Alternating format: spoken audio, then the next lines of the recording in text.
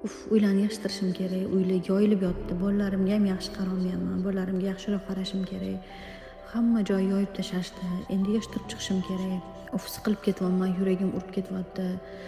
Chiroyli emasman вообще. O'zimga qarashim kerak. Kosmetologga borishim kerak.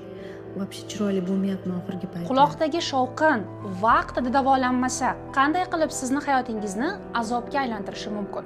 Boshlanishiga siz hatto ahamiyat bermaysiz. Yengil qanaqadir shovqinli fon. Lekin borib bu fon sizni hayotingizni, dunyoyingizni bir qismiga aylanadi. Va sizda qo'rqinchli fikrlar paydo bo'lishni boshlaydi.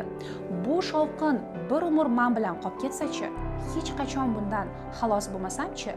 Va shu tarzda sizda xavotirli, trevogali doira shakllanadi. Quloqdagi shovqin sizga trevoga beradi.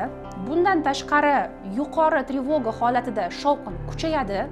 Kuchaygan quloqdagi shovqin esa sizdagi ichki trevogani yana ham kuchaytirib yuboradi. Nima qilish kerak? Birinchi navbatda siz bu shovqin bilan kurashishni to'xtating va o'zingizni ichki zo'riqishlaringizni kamaytirishga harakat qiling. Psixoemotsional zo'riqish bilan ishlash kerak.